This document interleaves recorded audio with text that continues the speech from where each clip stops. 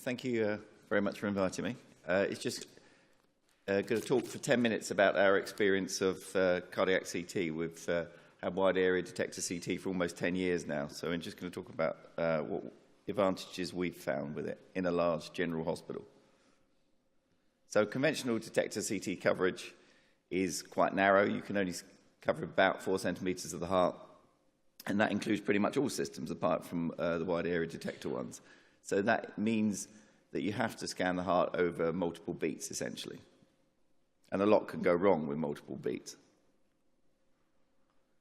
The Aquilion One wide area detector scans the whole heart in 16 centimetres, which is more than enough to scan pretty much everyone's heart. So this is how it works. It's quite simple to explain. Basically, the ECG goes away. It's ECG gated.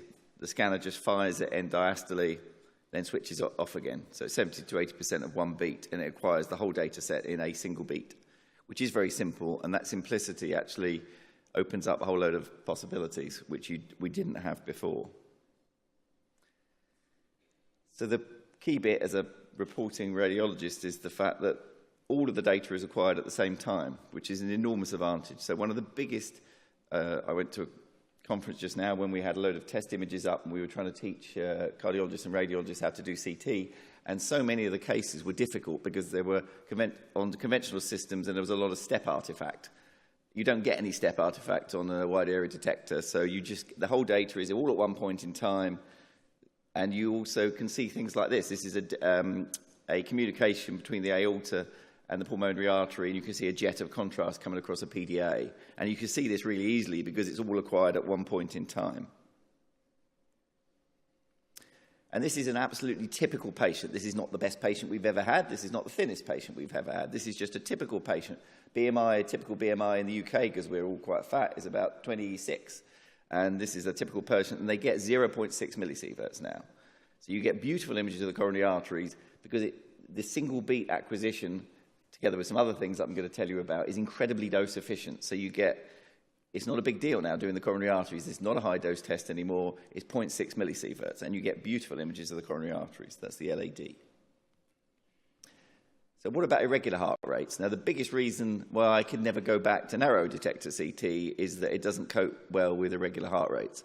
And we don't even worry about irregular heart rates anymore, and I'll explain why. So if you've got the conventional narrow detector CT and you're acquiring the heart in multiple beats with step and shoot, so you're doing the top of the heart, then move, middle of the heart, then move, and then bottom of the heart, there's a lot that can go wrong, and the heart rate can change. So you've got a fixed offset, but basically the scanner can fire at a different phase in the cardiac cycle as it goes down through the heart. Not only does that cause step artifacts, but actually the coronary arteries in some of those steps can be completely blurred because it's fired at the wrong time of the cardiac cycle. And this is images that we used to get. This is not a diagnostic image. You can see it's all a lot terrible misregistration. And people say, well, that's fine, you just use retrospective gating. That does not solve the problem. This is retrospectively gated study in patient with atrial fibrillation, and it still looks terrible because everything's acquired at a different point in time. And even when you have someone with a fairly regular heart rate, just one ectopic beat, you get a big gap in the data, and then you get a big gap in your coronary arteries, and that can ruin your day, and it can ruin the day for the patient because they have to come back again or they have to have another test. So how does the Aquilion One wide area detector cope with arrhythmias? Well, this slide looks complicated, but the clever stuff is all done for you, luckily. Basically, the scanner continuously monitors the heart rate, and it continuously adjusts where it's going to fire its radiation pulse.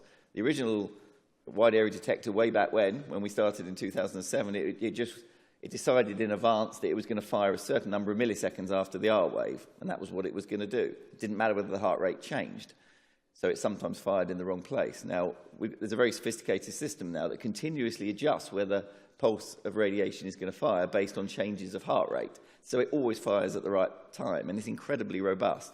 And if you get an unexpected extra beat in, the scanner will abort, it'll wait, and then it'll fire on the next heartbeat. because it only needs one heartbeat, so it can wait 1 beat, it can wait 2 beats, it can wait whatever. And this is the biggest reason that it's incredibly robust, and it just always works. It works in any heart rate, it works in atrial fibrillation. So it works in irregular heart rates, and that's incredibly reliable. But what about high heart rates?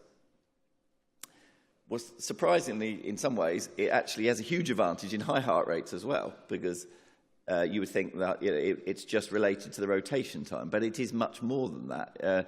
Even a wide area detector scanner with the same rotation as a narrow area detector scanner copes much better with high heart rates, and that's because when you breathe in, your heart rate instantaneously can drop by about 10 beats a minute. Now, it only does that for a couple of heartbeats, but the Aquilium One just fires with its one heartbeat, and it catches that trough in heart rate. So someone's going along at about 80 beats a minute, even if I've given them a load of beta blockers, they breathe in, their heart rate drops to 65, it fires, and you get a perfect image. And that effect is incredibly useful, but you can only get that if you're requiring the whole heart data in 1 beat. So that's an advantage, but if the heart rate's still really high, even when they hold their breath, you basically just need to widen the radiation pulse. And you acquire end-systolic and end-diastolic data as well. That sounds like that would be very dose inefficient because you'd be acquiring data throughout most of the cycle. But because with retrospective gating, you have a lot of oversampling going on. It has to sample the heart at least 3 times for every data point. You don't have to do that with a wide area detector system. It doesn't have that inherent oversampling. So you have a bit more radiation, but the actually RR interval is shorter. So the actual amount of extra radiation is incredibly small. So even at high heart rates with a slightly wider radiation pulse, we're still talking about doses of about 1 millisievert, which is still about 1/6 of a cardiac catheter. And it's also much more robust as well because of the fact that it's still 1 beat. And these are the images you get at high heart rates, 80 beats a minute.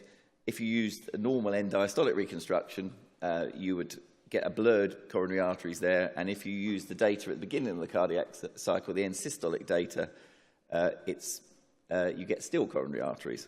And it basically massively increases the robustness. And it's still at very, very low radiation dose. And this is the proof of the pudding, putting that all together. This is a patient that we just couldn't have scanned at all before. This is atrial fibrillation going at 101 beats a minute. And this is end-systolic recons, and you get perfect images of the coronary arteries and at about 1 millisievert. And also, you get free functional images. This is ejection fraction 7%. You could ask yourself why the patient was having a CT, because evidently the problem was the fact that the heart was not beating, not the coronary arteries. So why the radiation dose is so low? Well, there's no slice overlap. It's much more dose efficient. You can always use prospective gating. You never have to go retrospective. But there's another thing, that the detector technology is massively improved. And this is the biggest thing that's changed for us, is the Pure Vision detector, which has got a different material, which I don't claim to understand. And it's basically just much, much more dose efficient. It makes much better use of the photons coming through. And this is, our data, which shows but basically we had a study where the only thing changed was the detector. Everything else kept the same. And we got a 44% dose reduction for the same image quality. So that is, you're having your free lunch here. This is a free lunch.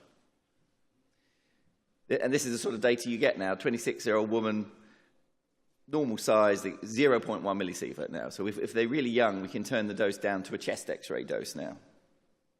And this is planning for atrial fibrillation. For the electrophysiologist, we can do doses of 0.1 millisieverts. I never thought I would see a DLP of 7 on a CT scanner for an acquisition, but it is extraordinary how things have moved. And these are the kind of, how do we compare with the kind of national figures? This is the dose data for the British Society of Cardiac Imaging, which is all cardiac CT scanners across the UK, and we're green, which is we're down to about a millisievert for all comers. So the radiation dose is just not an issue anymore. So in summary, arrhythmia has traditionally been the real fear of cardiac CT and the biggest reason you couldn't do it. That's now not a problem anymore because we can scan pretty much everyone. Fast or irregular heart rates is just fine because of the single detector, single beat technology. Radiation dose, I have to say, I just don't think is an issue anymore. I don't think we need to worry about the radiation dose anymore. We are not giving anyone cancer, I would argue. The Challenge of the future, spatial resolution will improve even further with new reconstruction technology, particularly with the model-based history of reconstruction, and that's one of the major developments which we're being involved with. And to be honest, it's a robust test, so the only problem we now have is how to cope with all the patients. And thank you for your time.